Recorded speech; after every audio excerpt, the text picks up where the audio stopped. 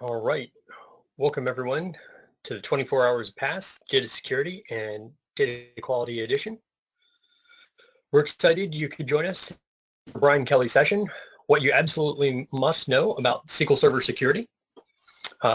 This is a change of session. If you thought you were coming to see Chris Bell, just been a change in the schedule today, and Brian was able to fill in.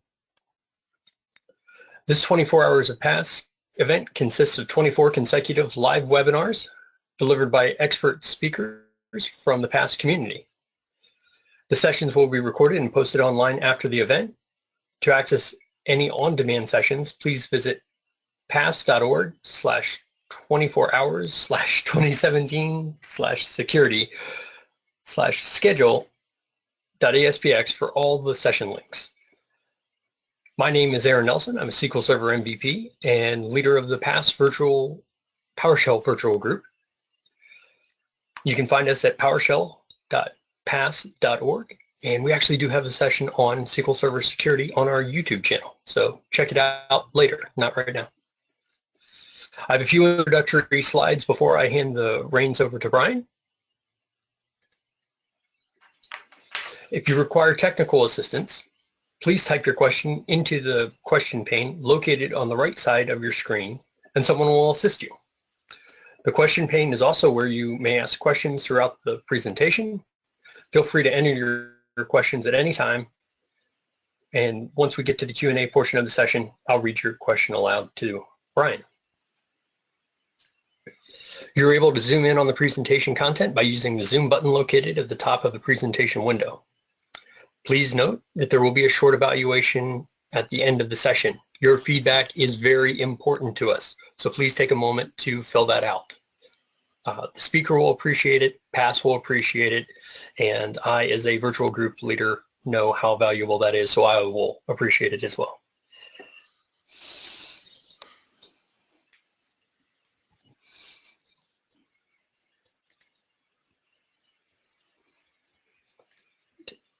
I'd like to take a moment to thank our presenting sponsors, Microsoft and Redgate. This staging of the 24 Hours of Pass would not be possible without their generous support, and they are the reason this event is available free of charge.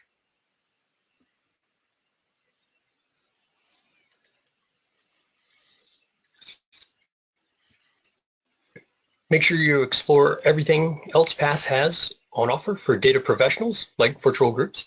You can join local user groups around the world, special interest groups, and find free online resources through our Learning Center, and read up on our latest community news in the Connector newsletter. Also, we have a YouTube channel with tons and tons of videos, so check that out as well.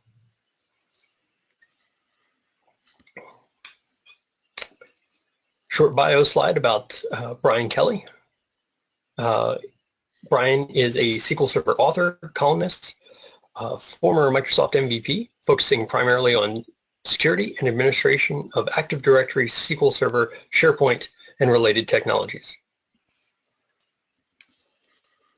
And without further ado, here is Brian with what you absolutely must know about SQL Server security. Hi, everybody. Hi, everybody. Thank you for attending. Here's my contact information. The email I tend to respond to in a couple of days, just with the amount of email I get for various things. And feel free to contact me for any questions afterwards if we don't answer them during the session today. A couple of other links. The one I want to point you to is the one at the bottom, the Center for Internet Security. That's where we have security benchmarks that are community sourced, not just SQL Server, Windows, Oracle, Linux, and they're designed to provide basically some standards for folks to look at and apply in their organizations, and we can always use community input because that's how we improve the benchmarks. So with that, let's start the presentation itself. Here's what we're going to talk about today. When I think about what you have to know about securing SQL Server and keeping it safe, we could spend days talking about every nitty-gritty little detail. And so we only have an hour, And so I'm going to focus on the things that when I try to teach a new admin or I try to teach an involuntary DBA or an auditor, what they need to know about making sure that SQL Server basically is at that 80% level to 90% level where most of the threats are taken care of. This is what I'm concerned with.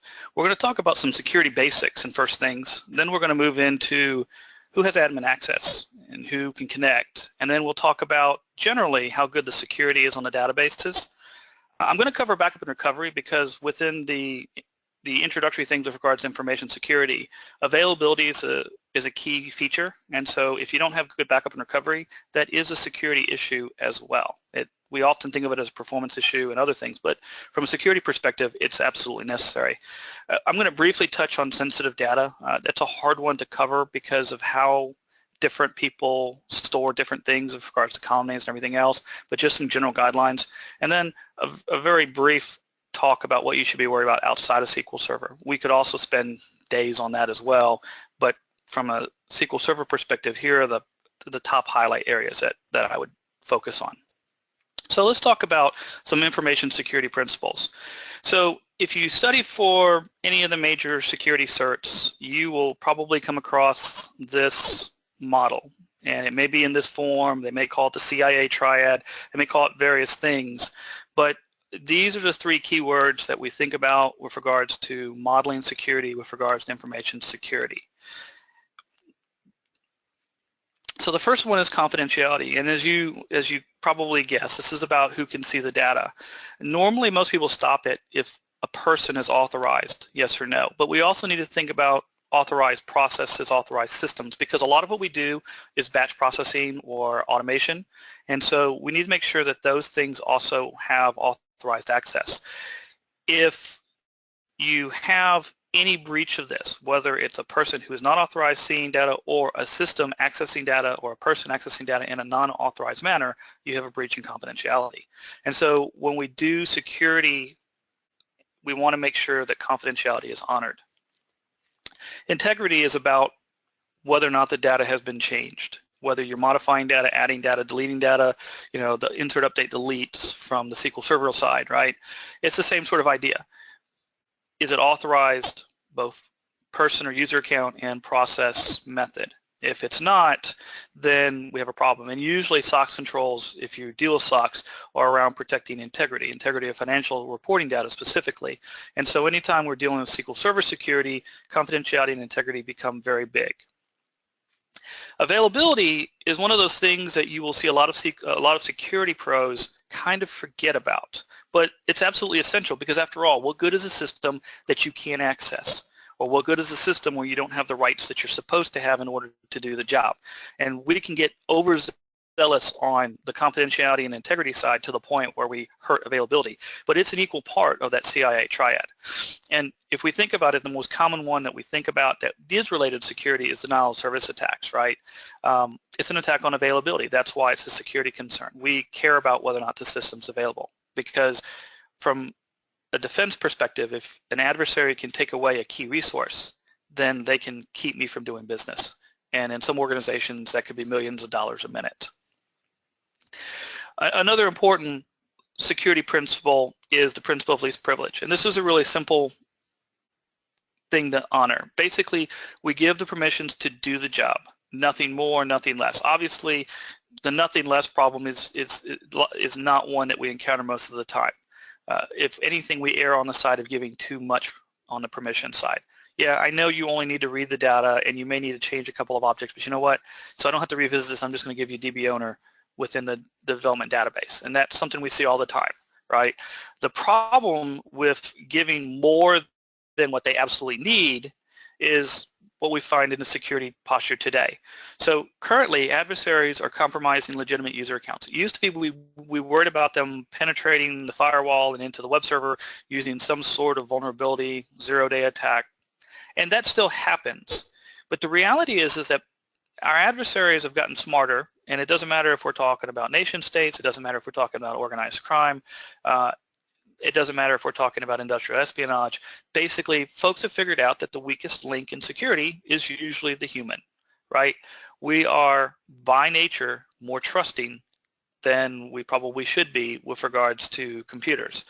Uh, so the easiest way to get into an organization is to target a person with spear phishing, or just to send out a broadcast email to a distribution of folks that you know belong to an organization that has a link that takes in malware, or has an attachment like a zip file with a password to make it look legitimate, with a file inside that they need to open in order to run. And of course, that installs the backdoor onto the computer.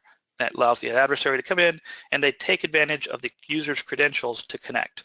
If those are enough, then they go after whatever their target is. If it's not, then they look for other ways once they're in to basically raise their privileges to administrative levels, whether we're talking about on the computer, on the domain, on SQL Server, wherever the data is. Once they get that privilege, they take the data and they get it off in a way, shape, or form that they can, right? What we call it exfilling the data. So from our perspective, when we look at how they're connecting, especially to SQL Server, they look like the legitimate user because they are using that user's account. Therefore, we want to limit access where we can. We don't want to give a user too much. So if a person should only need read access to a database, that's all we want to give them. We don't want to give them the opportunity to manipulate data, because if you think about it from an industrial espionage perspective, if I've got sensitive data in a SQL server, say test results and stuff like that, then from that perspective, an adversary may very well be interested in modifying data to make my test results look different than what they really were, because that could cause the organization to deliver a product that isn't as reliable as it should be, or what have you. So limit access, limit access, limit access, but still give them permissions to do the job. Principal, least privilege, and the CIA triad all together.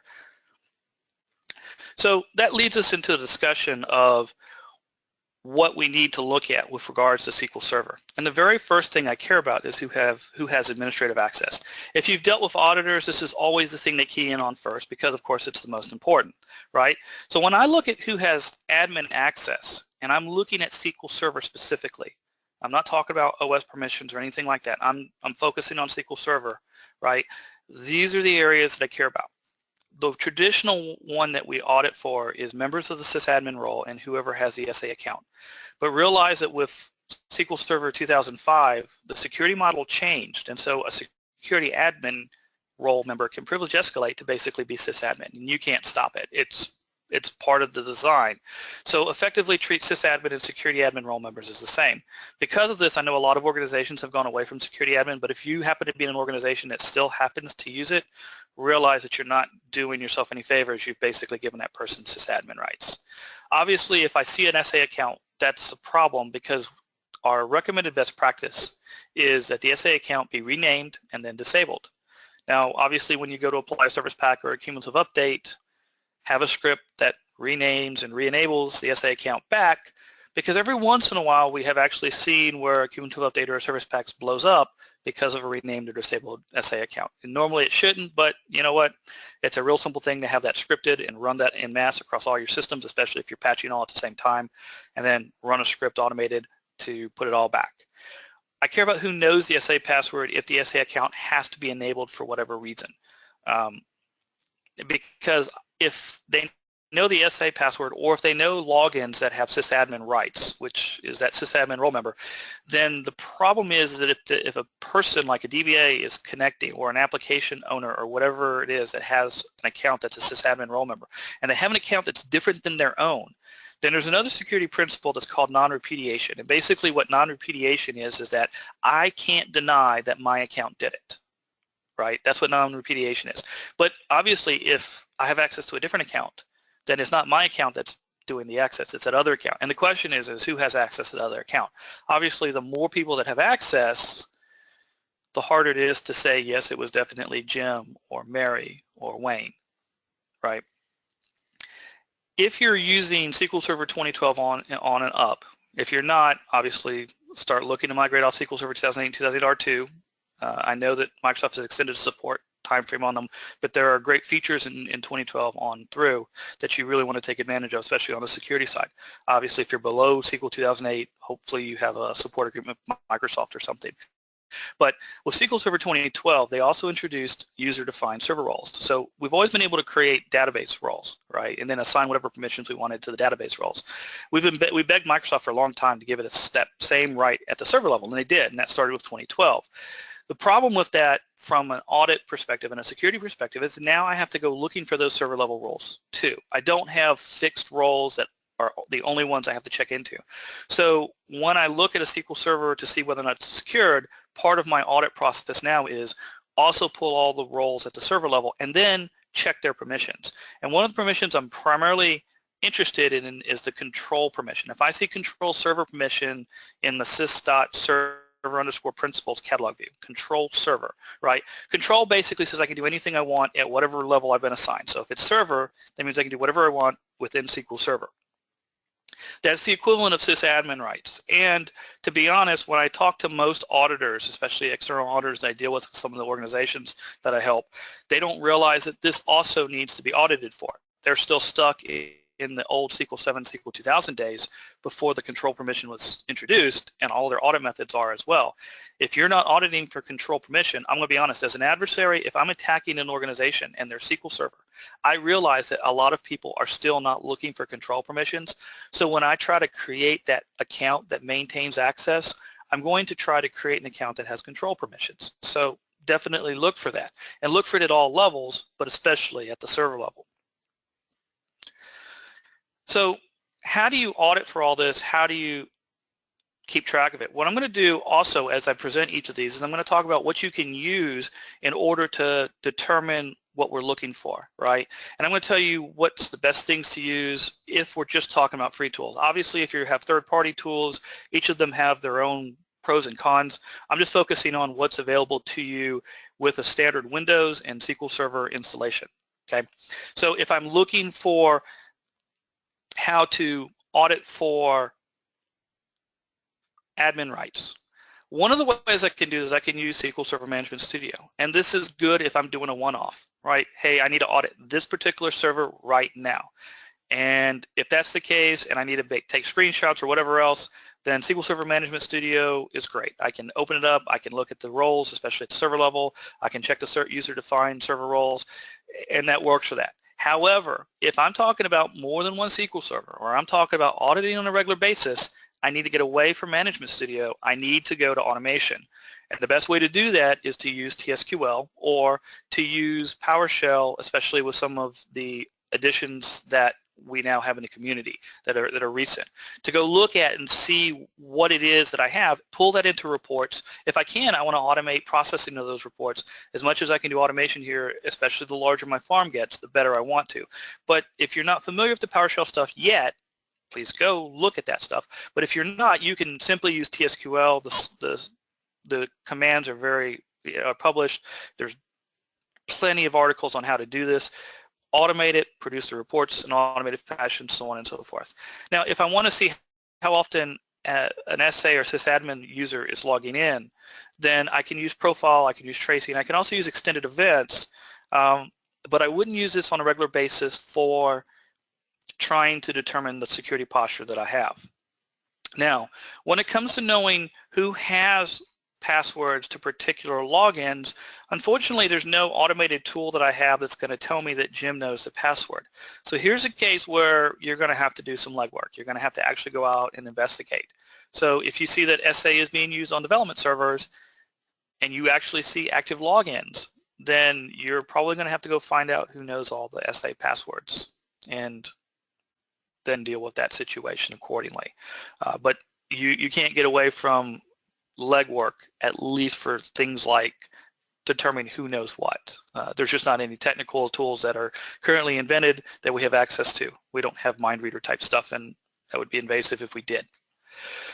So I'm also interested in who can connect to SQL Server. Admin access is my number one thing, but I need to know who has the rights to connect, because the thing of it is that if you look at the security vulnerabilities that SQL Server has had over the last 5 to 10 years, almost all of them have required you to have a legitimate login to SQL Server first. So if I can't connect to SQL Server, then I can't do anything to exploit those vulnerabilities.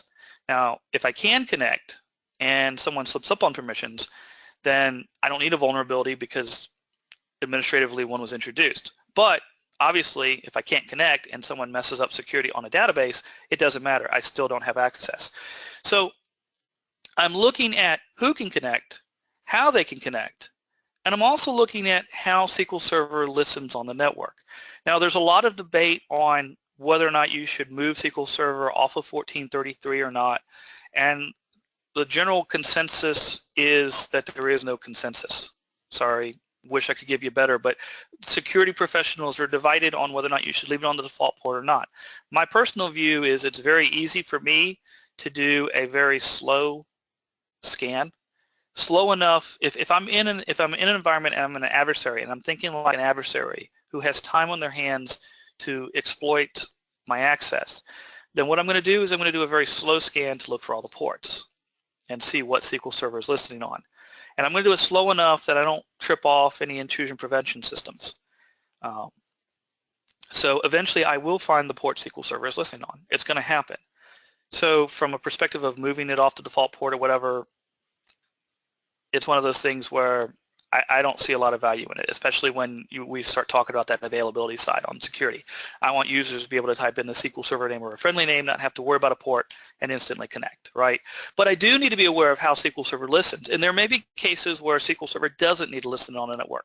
And I'll give you a case. I was doing with one organization, their badge reader system for their buildings used the SQL Server backend. And they initially had it exposed on the network. And so I asked the question, does SQL Server need to be on the network? And they're like, well, we don't know. So we called the vendor and we said, okay, so how does the application access SQL Server? Because when I look at SQL Server, I see all the connections coming from the application, which is running on the same server. It's running as a service, and those are the only connections I see. Does anyone need to connect for reporting? Does anyone need to connect for any other reasons? The answer the vendor gave us was no. The only thing that needed to access that SQL Server was on the same box because it was a delivered package. Okay, well that made it easy. So then the next question I asked was, can I disable network access to SQL Server and only allow access from the server? And the vendor said, yes, it's fully supported if you do that. Obviously, principle of least privilege. If no one needs to connect to the SQL Server from the network, don't put it on the network. Make sure that you remove the TCP/IP protocol, the named pipes protocol, only have shared memory, and you're good to go. Obviously, retest your app. But I do care about what SQL Server is listening on in addition to what can connect. Now, if I want to try to audit for that and figure out how to figure that out, the who can connect, again, I can go to Management Studio, and if it's one-off, I just need to find out who can connect. I can dump a list of users by looking at the GUI. And based on the icon, if I've got good eyes, I can tell if it's disabled or not. But that might not tell me everything I need to know. A better way is obviously, again, to drop back to TSQL and to drop back to automation, especially if you're talking about more than one SQL Server and you're talking about auditing more than once, right? And if you're talking about an environment, you should be auditing more than once, and you should be auditing on a regular basis, and you should be auditing all of your SQL servers. In this particular case, go back to the TSQL tools, go back to PowerShell, make use of what you can for scripting in order to do the audits to see who can connect, and report on changes to that. Because one of the things that I have found, especially with an auditor cert and dealing with auditors, is I do care about who can connect, and I do care about when that access changed. So if a Windows group got added to a SQL Server, I do care about when that happened, because potentially that could tell me when the risk started for my organization, and also possibly what the time period was for a potential data breach if we did have one. So how early on did that data become accessible? I do care about that. And so automation here is critically important. As far as determining how SQL Server is listening on the network, that information is stored in the registry, and while you can figure out the logic to pull that information, it's dependent on version of SQL Servers, depending on if you have a named instance or not, and so it can get a little kludgy to write the scripts to go retrieve for every potential version of SQL Server you have installed. The easiest way on a per server basis is SQL Server Configuration Manager, right? You can't rely on the endpoints within SQL Server's catalog views because they're not always accurate. And therefore, the recommendation has always been to go back to Configuration Manager because that is accurate because it pulls from the registry. Obviously, if you do have to report on this, you can write the automation to go check the registry and get that information. That's that's one of those things that this is a little bit more difficult than it probably should be, but it's still doable. As far as whether or not SQL Server needs to listen on the network, you'll have to do something like what I did with that one particular product with that one particular vendor. You're going to have to ask the questions. Also, keep in mind that just because a SQL Server listens on the network, it doesn't mean that everyone needs access to it. For instance, if you have a SQL Server that only serves as a backend for a particular applications, right, then, or a particular set of applications, and that application controls access to SQL Server. You have to go through the application to access it. And let's say it's like it's a web application or something along those lines. Then it's perfectly acceptable to limit access to the SQL Server to the application and potentially to the DBAs or whoever administers it, and block access from regular users. This prevents that situation where Miss Emma's computer gets compromised and the adversary uses it to try to attack your infrastructure. If Miss Emma's computer can't even connect to the SQL Server, then you don't have to worry about the attack coming from that computer. Obviously, if I'm an adversary and Miss Emma's computer isn't getting it done, I'm going to look to try to spider to another computer, but it's another step I have to take. It's another chance of being detected, and it's another risk that I have to take as an adversary in order to accomplish my mission. And I keep talking about as an adversary because when we start talking about security, really the best way to start thinking about how to secure your SQL servers beyond the baseline benchmarks and stuff like that is to start asking yourself, if I were someone looking to breach my organization and looking to get at the data that is important, how would I go about it? You know, how would I go and attack? And that's really key. That's key with everything that I'm going to talk about, because obviously if you prevent the method of access in the first place, then what other vulnerabilities may be present, you have mitigated the risk. You have reduced the possibility that an attacker is going to get in. So we talked about how to look at who's an administrator on SQL Server. We've also talked about who can connect. Now, obviously, once they can connect, we now are concerned with what databases they have access to. And so the question is what is the security posture of each and every database? Is it what it should be? And if you think about it, and if you've ever gone through an auditor, especially an external auditor, they'll ask you who has access to read data for this particular application, who has access to change data. And what we're talking about in a technical side is what's the security on our databases. So the high level stuff that I care about initially, we can deep dive in this and you can go through every permission. And in reality, on sensitive databases, you should know who has access at the most granular level, and you should have reports that produce that information if you need to go buy the third-party tools that help aggregate that stuff.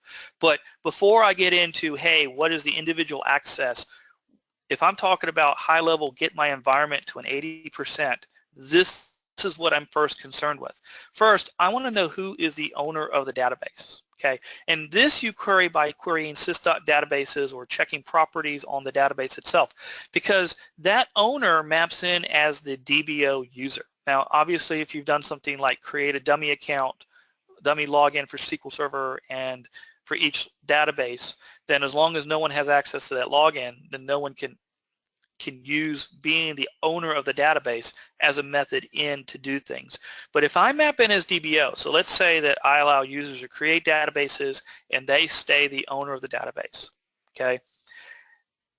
Since they map in as DBO, it doesn't matter what security I've applied. They bypass it. It effectively gets ignored, and that's key. So there was a case early on in my career, I deployed a web server or web application, an internet application. I was a web developer at the time. And the DBA said, oh, okay, well, here, just go restore the database and you'll be fine. And when we restored the database, it stayed owned by me. And so initially within production, something came up and I went into the database to check something. And my first thought was, oh, I'm connecting to production. There's no way I should be able to, whoa, wait a second. Why do I have access? Well, the reason I had access was because I was the database owner. So you do need to query for this. The best practices is to create the dummy logins, not SA, right? Principal least privilege again, and then make those the database owners where you can. Some applications you can't get away from the database owner being the application login. SharePoint is very particular about this one. That's one of the ones that comes to mind. But there are plenty of third-party apps where a third-party vendor will tell you, hey, we don't support it unless our app owns the database. And if that's the case, you document it as an exception and you give that to the auditors when they ask, but you want to see who is the database owner. Once I determine who the database owner is and who is mapping in as DBO, then I actually start looking at the users within the database. And I'm specifically looking for particular permissions. I'm looking for who's a member of the DB owner role. I'm looking for who's a member of the DDL admin role, and I'm looking for who's a member of the security admin role. Obviously, the DB owner role is like being the database owner. I can do anything I want within the database. Now, the difference between being DBO, the database owner mapping as DBO, and being a member of DB owner is if I only have the DB owner role membership, if there is a deny at any level, then that deny stops me. It stops me in that I can't do whatever it is. So if I have a deny on a select on a particular table, then I can't select against that table. However, it doesn't stop me from altering permissions, which means that being a member of DB owner means I can remove that deny and therefore get access. And then when I've got the access, I can put it back. And if you're not auditing for changes of permissions and that sort of thing, guess what? You may not detect that that's exactly what I've done. So I care about DB owner. I care about DB DDL admin, especially in production, because this role allows a user to modify any object within the database, tables, views, stored procedures, whether or not they own it or not. A security admin, obviously, because they make the security changes in the database. Anybody who's a member of this can assign security as they need to within the database. So I care about who's a member of that role. Now, just like I cared about who can connect to SQL Server, once I get past the admin roles, I also do care about who can connect to the database. Because if you can connect to the database, then potentially you can be given access, even if you're not supposed to be. And obviously, if I'm talking about audit, then that's one of those things auditors are going to be asking about, who can connect. I should point out here that some databases do have guest enabled, and if guest is enabled, this is something you have to audit for. If guest is enabled, then obviously if I have no other credentials specified for connecting to that database, that's how I come in. If guest has permissions or if public role has permissions and guest is enabled, then I come in with those permissions. And there are times and places to use that, but you should know about it. And there are some databases that automatically require guest. Master obviously does, TempDB obviously does, but here I'm talking about specifically within user databases. Just as I mentioned control permission at the server level, I'm also worried about control permission at the database level, because just like control server gives you equivalent to sysadmin rights, control database for that particular database gives you the equivalent of DB owner rights. And so if I'm an adversary and I want to maintain access to a database, I may not drop myself in DB owner. I will probably give myself control database permission, hoping you don't audit for that. And that way I maintain my access longer, because until you know to audit for it, I have access. Now, with regards to tools, SQL Server Management Studio, yeah, great for a one-off check, right? I can check all the things that I mentioned. But the reality is that, and I know I'm probably sounding like a broken record here, you want to use automation, you want to use TSQL, you want to use PowerShell, you want to use the tools that you have available to run these type of audits on a regular basis, okay? Because I'm not just interested in what my security posture is at a point in time. I'm interested in keeping it up to date. I'm interested in keeping it right for the long term, because we get so busy in IT that it's very easy to let something slip, and before you know it, a quarter has gone by, half a year has gone by, and changes have happened, and access has been granted, and things happen, and we don't want that situation. We want to be on top of our environment, and to be blunt, the only way you do that is with automation. So look at the TSQL tools that you have available, look at PowerShell and other automation mechanisms to figure out all of these things. Who's got the high privileges within the database, who can connect, who has control permissions, who's the owner, all those things. So we've talked about administrative access, we've talked about connecting to SQL Server, we've talked at the highest level about what to look for at the databases. And like I said, with the databases, I'm going to be blunt, what I gave you is the starting point. You definitely want to go further. You definitely want to know what each individual permission is and how all that adds up. And that takes time, and that requires you to have time, obviously. But if it's sensitive data, then you present the risk to your management, and hopefully they see the need for you to spend that time. Automation helps and all that. But we can do all of these things, and if we don't have good backup and recovery, we could still suffer a career-altering event. right? We can talk about security, security, security, but the moment we can't recover a critical database is the moment we may be in the unemployment line. So with regards to CIA triad, like I mentioned, this is the availability portion. So this is a security concern. Bridget, present it as that. Hey, look, if the system is unavailable, that's a security issue in addition to being anything else. Yes, we're going to bust OLAs. Yes, we're going to bust SLAs, right?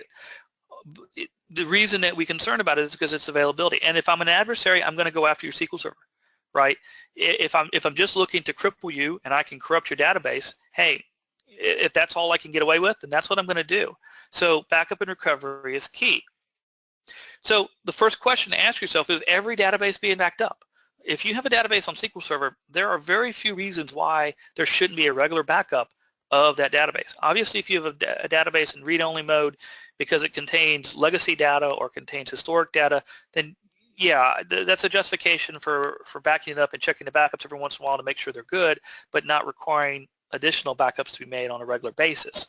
Still should probably do backups based on your retention cycle though, especially when you consider recovery, RTO and RPO requirements.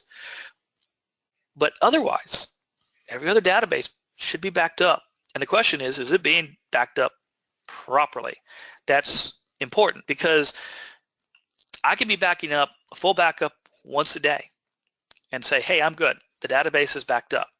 But what happens if they have a 15-minute recovery objective? I can't lose more than 15 minutes of data. Then my backup is not accurate. It's not enough, right? Also, when I mention that, do I have a requirement for a point-in-time recovery? Do I have a requirement to be able to capture every transaction? Or do I can just arbitrarily say, oh, you know what, I'm good if I lose an hour or a day. It's not a critical database. That determines the recovery model, and you want to make sure that that's right too.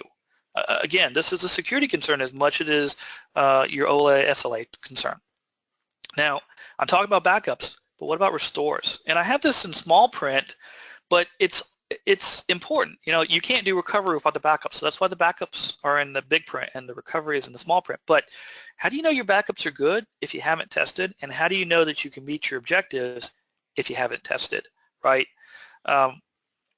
Backups without restores, that's only part of the answer. You do need to do the backups and you do need to do the test restores on a regular basis. How often is determined upon your organization, but definitely you should be testing your backups to make sure they're good, because the last thing you want to do is have backups and find out that, say, one of the transaction logs halfway through is broke. It doesn't work because it invalidates everything else that you've done afterwards, right? You can get to the point of that transaction log backup and then you're done. So test your backups as well. With regards to how to do this, you can use the Management Studio GUI to determine if every database is being backed up, right? Because you can right-click on database, check the properties, and there you go. When was the last backed up? What's the recovery model? Obviously, that's listed there when you check database properties. And if you're just doing a one-off and you're just making sure that the database has some backup, then that's sufficient. But if you want to see what all the backups the SQL Server knows about, differentials, translogs, everything, how often they occur, whether they've been occurring regularly, you need to go to TSQL. Also, if you want to see the recovery model and you don't want to sit there and click, click, click, click, click, obviously a simple query to sys.databases and you can pull the recovery model for every database on that particular SQL Server. From an automation perspective, I want to be running scripts that check that the backups are being done on all of my SQL servers, on all of my databases, and flag any backups that don't show up. And those tables are in MSDB, so you can definitely query for them. I also want to check the recovery model and periodically compare that against what I know from the business requirements, right? Now, I mentioned business requirements, and as soon as I mention that, as you guess it, there's legwork involved, right? You're going to have to go determine if every database is being backed up correctly, and you're going to have to go determine if the recovery models are correct by matching up what you see technically with what the business has defined. And you'll find that hopefully in documentation with regards to that application, with regards to service level agreements, what have you, and you can make the determination from what you find in that language to what you need to implement on the technical side.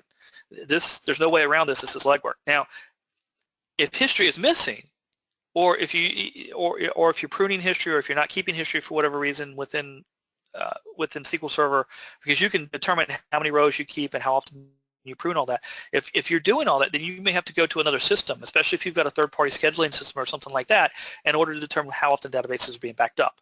In that case, that's legwork. That's outside of the normal tools that you have available. But let me strongly recommend, like I have at every other step, you want to automate this, you want to query this, you want to report upon this, you want to automate the comparisons so that you know when there's a change in your environment. Absolutely critical, because otherwise you spend a lot of time constantly checking, constantly checking, constantly checking. It's better if you have automations you run, you can verify that the automation ran, and it reports the differences, and you can therefore act on the differences. Sensitive data, right? Is it encrypted? Do I have sensitive data that should be encrypted? And are any databases using transparent data encryption, which is the easy button, right? So this is hard to do. A lot of it's going to be requiring legwork. You can query for some things, like I can look for nvarchar. I can look for, if you're using older versions or older compatibility modes, I can look for the image. But this is hard. Now I can look to see if I've got certificates and asymmetric keys and symmetric keys and certificate and defined within the database, right?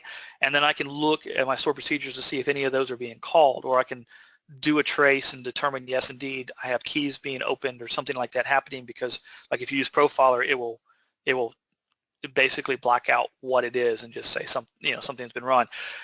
So I can use those things to look for evidence. I can use SQL Server Management Studio, I can use TSQL to determine evidence of encryption, but probably I need to do a lot of the legwork here. And this means maybe sitting out and querying tables, going back and checking the product if it's a third-party vendor, or checking the design specs if we're talking about a homegrown app, and seeing whether or not I have sensitive data and whether or not it's encrypted, right? Or whether or not it should be encrypted. Transparent data encryption itself is a little easier, because that's a configuration setting within SQL Server. I can look and see whether or not I have transparent data encryption turned on for a database fairly easy, right? I'm going to caution on the TDE side as a parting point on this part of my presentation, in that remember that TDE protects the database files at rest. So if SQL Server is stopped and someone copies off the files, the data is encrypted. If someone grabs a backup file, it's encrypted. But remember that SQL Server decrypts that data in flight. So if I have legitimate access to SQL Server and I have legitimate access to the database, the data is not encrypted. And so I know a lot of organizations are using TDE as an easy button, but drive the point home if you need to, that it only protects the data at rest. If someone gets legitimate access to the database, that data is unencrypted as far as they are concerned, unless you have additional encryption method within the database itself, whether using SQL Server built-in stuff, whether you're using always encrypted, or whether you're using some other mechanism to encrypt at the application level. The last thing I want to talk about is what you should be worried about outside of SQL Server. If you are a system administrator over Windows systems, this list is a mile long. But if we're talking about that you're a SQL Server pro or a database pro, here's the high points that you need to be aware of in order to make sure that your SQL servers have some reasonableness of security. You are concerned with who has administrative rights on the servers where your SQL servers are installed. The reason for that is, even if you remove built-in administrators from SQL Server, if I'm an administrator on the box with single user mode for SQL Server, I have a backdoor to basically privilege escalate to be a sysadmin. All I got to do is be able to run SQL Server in single user mode, log in, SQL Server sees that I'm a sysadmin, a system administrator on the box, a local administrators group member, and it will give me those permissions within SQL Server even if I don't have them defined. I also care who has access to the backups, especially if they're not encrypted, because if I have access to the backups, I don't need access to SQL Server. I grab the backup, I restore it, I'm good to go, I have access to the data. If backups have sensitive data in them, aren't encrypted, I am concerned about that. obviously, because if I'm writing a backup and then doing an encryption process after the fact, that means that there's a delay in which an adversary can grab the data unencrypted. If you go back to the South Carolina Department of Revenue hack from a few years ago, that's exactly what happened. The database backups were taken before they were fully encrypted. So I do care about if they're being encrypted and how they're being encrypted, right? I also care about what else is running on the same server as SQL Server, because obviously if there's another application and it has a vulnerability, I can compromise through that other vulnerability. So this is what we talked about today. Who has admin access? Who can connect? How good is security at the database level? Do I have proper backup and recovery? Do I have sensitive data that I need to protect? And also, what are the most important things outside of SQL Server? On the previous slide, I did put in there patching, and you probably don't have access to patching unless you're administrator of the box or in some way concerned about patching. Make sure that you do verify that your SQL servers are being properly patched at the OS level. That's a parting thought on what I should be worried about outside of SQL Server, because the reality is that almost all of the exploits, so if I'm going to compromise a SQL Server, chances are I'm not going to do it through a vulnerability that SQL Server itself has. The vulnerabilities, like I said before, that have come out lately require me to have a legitimate login to SQL Server to begin with, and they're easily patched and some of them are hard to implement. I'm more likely to attack an operating system and gain administrative rights on that operating system by using a vulnerability that has been patched on the Windows server, for instance. So definitely make sure that your systems are being patched properly. And with that, I think we're at the questions point now, Aaron. All right. Great, Brian. Thanks for all that information. Brian, I did want to point out, instead of having to right-click every single database to find out when it was last backed up, you can actually open up Object Explorer Details and add that as one of the properties columns in there. Oh, yeah. And same with recovery model. All right, so we do have two questions for you already in the queue. The first one, great question. Is there any way developers can modify jobs on a production server without admin rights? Oh, this is one of those ones that we have fought for years. The reality is there are some roles within MSDB that can be granted if you're talking about SQL Server agent jobs. But the problem is if I remember right, you either have to already be the owner of the job, or in some cases it gives you rights to all the jobs. So it's one of those things where you almost have to build a homegrown solution that runs like in an asynchronous process and goes and you dump stuff into a table and then something picks up that table and makes the appropriate changes. I've seen those kind of solutions, but there's not a very good one, because at the end of the day, SQL Server agent is a great job scheduler. It does an awesome job, phenomenal job at doing job scheduling, but it's not a full-blown scheduling system, which you would pay tens and hundreds of thousands of dollars for as a third-party solution. So it doesn't have those kinds of bells and whistles. It's just not there. Yep. The next question comes from comes from Dick. He says, agree about automation, whole estate, and regular, but what about OSS, tools, script, exist and recommend, especially handy for occasional DBA, tools and scripts that exist? There are a ton out there in the community. They're free.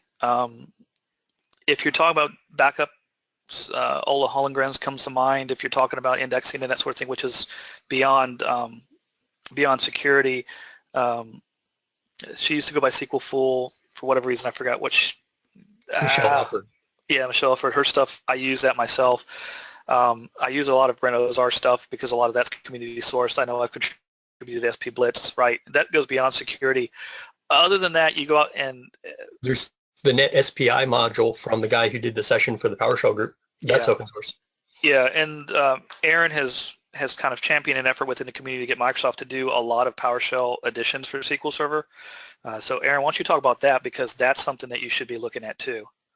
Sure, absolutely. I've got some articles out there about it.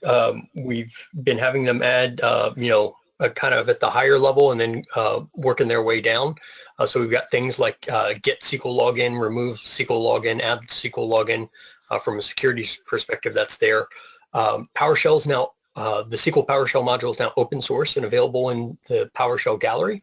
So you can now download that to any machine that you need to. As long as it's running PowerShell 5, you'll be able to just grab that out of the gallery and pull it right on down. And Microsoft is listening. That's the most important part of this, is that they want to know what you need. So if you need something to help make auditing your estate easier, please let them know, and they'll put it into the queue, and they'll check and see if other customers need it as well. I'm sure they will, and they'll get it into the queue, and they'll add more commandlets and more features to existing commandlets and get those published out to the gallery. And now that it's in the PowerShell gallery, not only can you download it to machines, to any machine without having to install the SQL Server tool set, but you can also, they're able to iterate much more quickly and get out new updates to them. So I encourage you to join us in that effort and tell them what you need, because automation, like Brian said, is key. Knowing what you had and saving the results and then checking it later. One other thing that you should use, before we move on to the next one, one other thing that you should also consider is that you do have the ability to do configuration management. SQL Server does have some tools regards to that. And so that's something to definitely consider. I mean, in the PowerShell side, we talk about at the OS level desired state configuration, but look at some of the things that you have that can enforce configuration or report on changes to configuration as well. Jorge Segarra wrote a lot of articles back in the day before he joined Microsoft about how to do those things, and there are some additional open source stuff as well that I think is in PowerShell Gallery too, or at least it may be moved to GitHub. It's not PowerShell specific, but there's some of those tools available as well. Yep. Got quite a few questions coming in here. So Mike Smith asks, can you elaborate on issues with turning off public on user databases? Well, public is there whether you like it or not. It's going to be there. The recommendation is just simply not to grant it any additional permissions, because Andy Warren wrote an article years and years ago. The minute you grant permissions to public, at some point someone's going to come along and request new permissions, and they don't. And the new permissions don't include the permissions you granted to public. Great. Any issues with having SA as the owner of a user database and the SA account disabled? Well, just because it's disabled, all anything that means is that you can't connect as it, but you can still impersonate as it, and it still functions validly for cross-database ownership chaining, right? So objects owned by DBO map to SA, and so if cross-database ownership chaining is on between two databases, you could use that to move from one database to another. So that's the recommendation why you say no longer use SA. Great.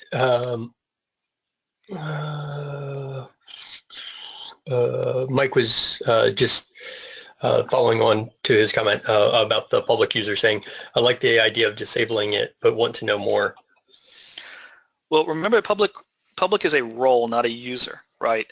So the guest user is disabled by default on a user database unless you've gone in and modified model to where it's every new database gets created for model, right? So it's disabled by default. If you enable it, then you need to audit for it. But it's a member of the public role, and any user within the database is a member of the public role. And so that's the reason why we say don't assign permissions to the public role unless you truly know that everybody that accesses that database needs it. It's actually still better, though, to create your own user-defined database role and assign permissions to that and stick everyone in that. All right, great. Questions are continuing to roll in. It's great. Typically, how slow do you need to touch DBs and IP to avoid tripping IDS? It really depends on how sensitive your industry is. I've seen ones that basically hit a port once an hour, once every 15 minutes. It's a tricky question, but it can be done. Most of the times I see that security tools drop back to once every 5 minutes or once every 15 minutes when you talk about automation. All right. If SA database owner is not recommended, then what is the best practice for database owner? Great question. Yeah, I'm trying to remember who wrote an article on this, but because I didn't, someone else thought of it first.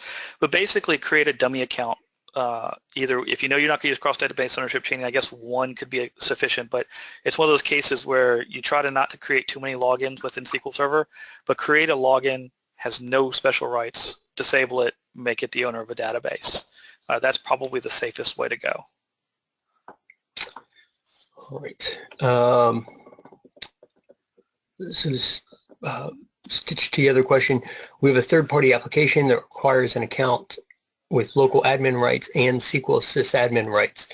Is it still worth the trouble to create and store a domain account per SQL instance instead of granting sysadmin to local system? It's a backup application, so it would be for all our SQL instances.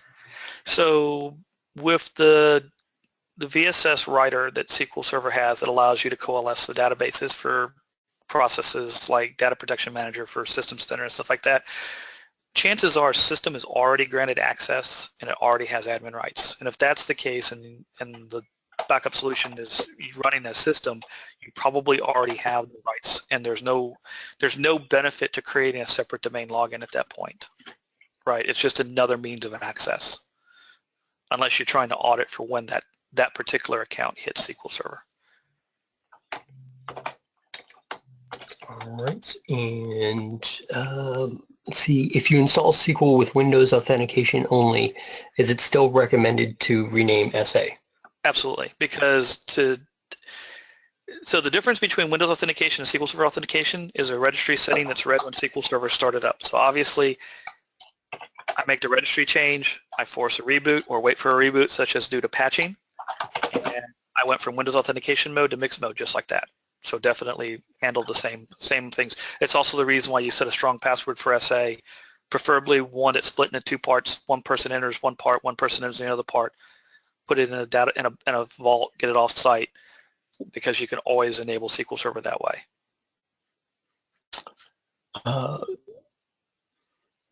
So how can data be saved as encrypted backup copy directly then to have delay in encryption of data? All right, so if you want to make sure your backups are encrypted as they're written, there's really only two options. Or actually, I think with the newer version of SQL Server, I think you can do encryption. TDE, if you're doing a native backup and you have a database in transparent data encryption mode, which requires Enterprise Edition of SQL Server, sorry, not my call. If it was, I'd have it in Standard Edition as well, Microsoft. Hopefully you're listening to that. Any backups that are written using native backups for a TDE encrypted database, the backups will be written encrypted. I'm trying to remember, the new versions, I know they support compression. I don't know that they support any specific encryption. But otherwise, especially in the older version of SQL Server, or if you're using Standard Edition the older on some of the newer versions, you're forced to a third-party backup solution. Redgate, since they're one of the sponsors, actually their SQL backup product does encryption on the fly.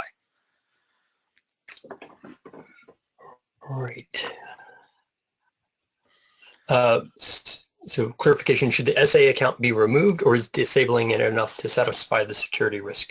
Well, SA is like the local administrator on the OS. You can't remove it. You can simply rename it and disable it.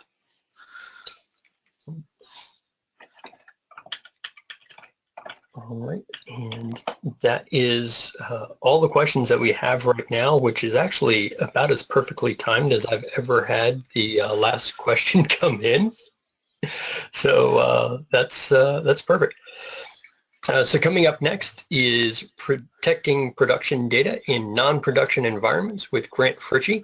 So tune in to that, and the next 22 sessions right after that. Just sit back, relax, and learn a lot today. Thanks so much for your time, Brian. We really Thanks everyone appreciate it. for having us.